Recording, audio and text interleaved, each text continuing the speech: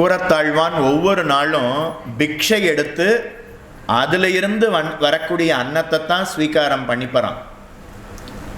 பிக்ஷை எடுத்து ஒரு அன்னம் கிடைக்கும் இல்லையா, அந்த அன்னம் தான் உத்தமமான அன்னம். அந்த அன்னத்தை தான் அந்தணன்கிறவன் எடுத்துக்கணும். அதனால கூரத்தாழ்வான் பிக்ஷை எடுத்து தான் ஒரு நாளும் அவர் ஸ்ரீரங்கத்தில் செல்லுவார். பவதி பிக்ஷாம் தேகின்னு கேட்பார். 7 வீட்டுக்கு போவார், அதுக்கு மேலே போகமாட்டார். ஒரே வீட்டிலேயே அவருக்கு தேவையான அன்னம் கிடைச்சிடுத்துன்னா அதுக்கு மேலே போக மாட்டார். அப்படி ஒரு நாள் பிக்ஷை எடுக்கணுங்கிறதுக்காக 11 மணிக்கு கீழே இறங்குறார். வீட்டு வாசல்ல இருந்து இறங்குறார். மழை கொட்டியது, கடுமையான மழை கொட்டியது. சரி 12 மணிக்கு போகலாம், மழை விடலை. 1 மணிக்கு போகலாம், மழை விடலை. 2:30 மணிக்கு போகலாம், மழை விடலை. 4 மணிக்கு போகலாம், மழை விடலை. 6 மணிக்கு போகலாம், மழை விடலை. சூரிய அஸ்தமனம் ஆயிடுத்து. சூரிய அஸ்தமனம் ஆனதுக்கப்புறம் பிக்ஷை போகக்கூடாது. அதனால சூரிய அஸ்தமனம் ஆனதுக்கப்புறம் செல்லக்கூடாதுன்னு அவர் பட்டினியோடே கிடந்து விட்டார். அன்னைக்கு கூரத்தாழ்வான் அமுது செய்யவில்லை, சாப்பிடவே இல்லை. பிரசாதம் ராத்திரி 10 மணிக்கு ரங்கநாதன் கண்டருளை பண்றார். சக்கரை பொங்கல் அமுது செய்வார். சுட சுட சக்கரை பொங்கல் அமுது செய்வார். அதுக்கப்புறம் ஸ்வீட் சப்பாத்தி. ஸ்வீட் சப்பாத்தி பண்ண தெரியுமா? ஸ்ரீரங்கத்துக்கு போகணும். ஸ்ரீரங்கத்துக்கு போனால் நார்த் இந்தியாவுக்கு போகணும், பீகாருக்கு போகணும், உத்தரப்பிரதேசத்துக்கு போகணும், துவாரகைக்கு போகணும், பத்ரிகாசிரமத்துக்கு போகணும், சாலக்கிராமத்துக்கு போகணும். அங்கெல்லாம் ஸ்வீட் சப்பாத்தி கிடைக்கும். ரங்கநாதன் அமுது செய்கிறார் ஸ்வீட் சப்பாத்தி. ராத்திரி 10 மணிக்கு போனால் அதுக்குன்னு சில எண்ணிக்கை இருக்கு, அதை அமுது செய்கிறார். அது சில பேருக்கு தான் கிடைக்கும். அதுக்கப்புறம் முறுக்குல தேங்குழல் அமுது செய்கிறார். சாப்பிட்ருக்கீங்களா? அதை சாப்பிட்டா நமக்கு இளமை இருக்கா இல்லையான்னு தெரிஞ்சுக்கலாம்.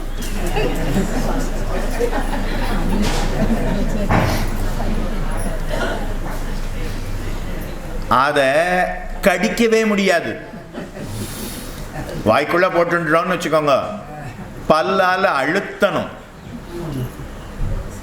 சில பேருக்கு உள்ள தேங்குழல் உடையும், சில பேருக்கு உள்ள இருக்கக்கூடிய பல்லு உடையும். ஆனா ரங்கநாதன் ஒவ்வொரு நாளும் 54 தேங்குழல் அமுது செய்கிறார். அப்ப அவர் எவ்வளவு இளமையா இருக்கார் பாருங்க. இது எல்லாத்தையும் ரங்கநாதனுக்கு கண்டருளை பண்ணும்போது பெரிய மணி அடிப்பா.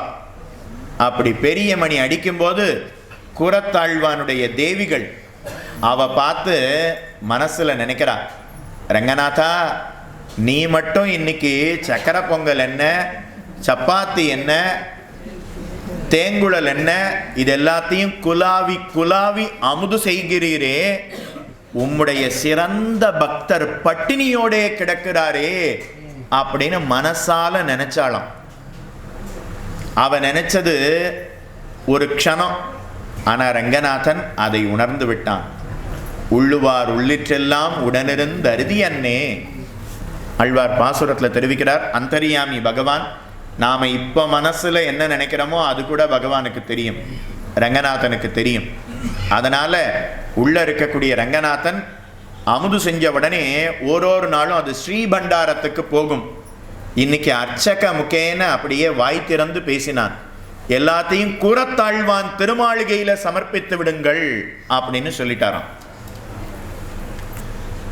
மொத்த பிரசாதமும் ஸ்ரீபண்டாரத்துக்கு போகாம நேர கூரத்தாழ்வான் திருமாளிகைக்கு கொண்டு வந்து கூரத்தாழ்வான் கிரகத்துல வந்து இறக்கி வைக்கிறான்.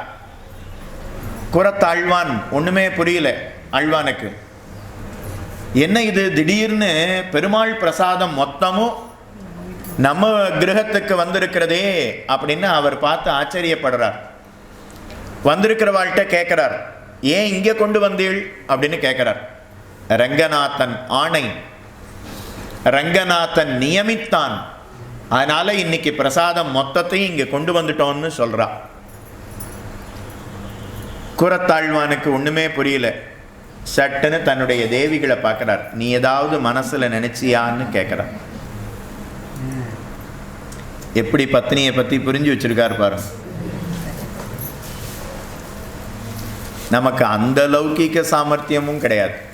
பர்த்தா என்ன நினைப்பார்னு தெரிஞ்சுக்க போறதில்லை, பத்னி என்ன நினைப்பான்னு தெரிஞ்சுக்க போறதில்லை. கூரத்தாழ்வான் அவர் தன்னுடைய பத்னி நீ அவரை பார்த்து நீ ஏதாவது நினைச்சியான்னு கேட்கிறார். உடனே ஆமாம், ரங்கநாதன் அமுது செய்யும் போது நீர் மட்டும் இப்படி குலாவி குலாவி அமுது செய்கிறீரே, உம்முடைய பக்தர் பட்டினியோடே கிடக்கிறாரே அப்படின்னு நினைச்சேன்னு சொன்னான்.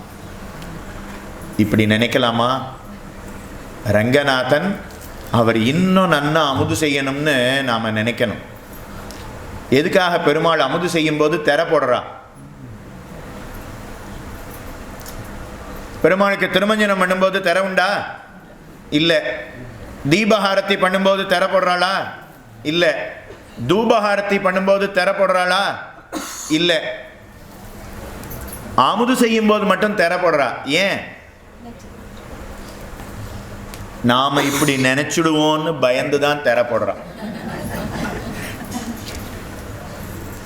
பகவான் அமுது செய்யும் போது இன்னும் நிறைய அமுது செய்யணும். 5 கிலோ சக்கரை பொங்கல் இல்லை, 50 கிலோ அமுது செய்ய வேணும். 54 பக்ஷணம் இல்லை, 540 தேங்குழல் அமுது செய்யணும்னு நாம நினைக்கணும். ஆனா அப்படி நாம நினைக்க போறதில்லை. அதை பார்த்த உடனே ஓ நமக்கு கிடைக்குமா, நமக்கு எவ்வளோ கிடைக்கும், நமக்கு எப்போ கிடைக்கும், இவர் எவ்வளோ நேரம் இப்படி அமுது செஞ்சுட்டே இருப்பார் அப்படின்னு நாம நினைக்கிறோம். அதுக்காகத்தான் திரை போட்டுடுறான். திரை போட்டா ஒருத்தருக்கும் தெரியாது, நிதானமா அவர் அமுது செய்வார். அதுக்கப்புறமும் நமக்குத்தான் கொடுக்கிறார். அதனால தேவிகளை பார்த்து கேட்டார், நீ ஏதாவது நினைச்சியா? ஆமாம், பக்தர் பட்டினியோட இருக்கும்போது நீர் அமுது செய்யலாமான்னு நினைச்சேன். இனிமே அப்படி நினைக்காதே. ரங்கநாதன் கொடுத்து விட்ட பிரசாதத்தை வேண்டாம்னு மறுக்கக்கூடாது, பெருமாள் பிரசாதத்தை வேண்டாம்னு சொல்லக்கூடாது. அதனால அதுல இருந்து 2 உருண்டை, 2 கவளம், 2 உருண்டை.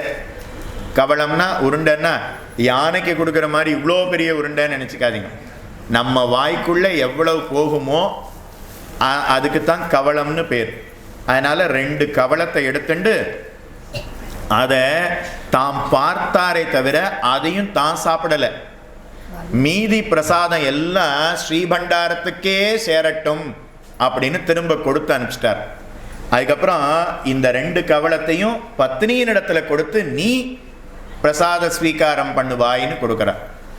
அதனால கூரத்தாழ்வானுடைய தேவிகள் ஆண்டாள் அந்த 2 உருண்டைய சக்கர பொங்கல் பிரசாதத்தை அவ விழுங்கினாளாம். அதுவே காரணமாக கர்ப்பம் தரித்தாள். கூரத்தாழ்வான் தன்னுடைய பத்னியோடு சேரவில்லை, தன்னுடைய பத்னியோடு கூடவில்லை. அப்ப கூரத்தாழ்வானுக்கு குமாரர் அவதாரம் பண்ணினாரே எப்படி? ரங்கநாதனுடைய அனுகிரகத்தினாலே, அவர் அமுது செய்த பிரசாத பலத்தினாலே. அந்த சக்கர பொங்கல் 2 கவளத்தை சாப்பிட்டார் இல்லையா, அதனால தான் பராசர பட்டர் கூரத்தாழ்வானுடைய குமாரர் அவதாரம் பண்ணினாராம். அவருக்கு பராசர பட்டர் அப்படின்னு திருநாமம். பகவானுடைய சரித்திரத்தை சொல்லும் போதும் சரி, கேட்கும் போதும் சரி, கண்ணுல இருந்து ஜலம் தாரதாரையா கொட்டணும், புல்லரிச்சு போய் கேட்கணும்.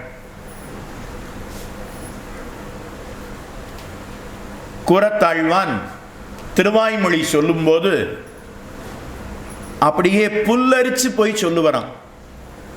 கண்ணுல இருந்து தாரதாரையா ஜலம் கொட்டுமா. ஒரு நாள் திருவாய்மொழியினுடைய ஒரு பாசுரம். பிறந்தவாறும் வளர்ந்தவாறும் பெரிய பாரதம் கை செய்து ஐவர்க்கு திறங்கள் காட்டியிட்டு செய்து போன மாயங்களும். பாசுரத்தை கூரத்தாழ்வான் தொடங்கினார். தொடங்கின உடனே கண்ணன் அவதரித்தது, கண்ணன் வடமதுரையில் அவதரித்தது, அங்கிருந்து கோகுலத்திற்கு சென்றது, கடைசியில் துவாரகையில் ஆட்சி புரிந்தது, பிராபாஸ் அப்படிங்கிற இடத்துல இருந்து வைகுண்டத்தை அடைந்தது. இது எல்லாத்தையும் ஆழ்வார் பாசுரத்தில் சாதிக்கிறார். அதை நினைச்ச உடனே கண்ணன் வைகுண்டத்துக்கு புறப்பட்ட அந்த துவாரகை, திருத்துவாரகை, அதை நினைச்ச உடனே அப்படியே மோகித்து விழுந்தார் கூரத்தாழ்வான். 10 மணிக்கு காலக்ஷேபம், 10 மணிக்கு எல்லாரும் வந்தாச்சு. கூரத்தாழ்வான் 10:05 ஆரம்பிச்சிட்டார். ஆரம்பிச்ச 5வது நிமிஷம் மோகித்து கீழே விழுந்துட்டார். 3 மணி நேரம் முடிஞ்சு போச்சு, 1 மணி ஆயிடுத்து. அவர் எழுந்து இன்னைக்கு காலக்ஷேபம் முடிஞ்சிடுத்து, நாளைக்கு வாங்கோன்னு சொல்லிட்டார்.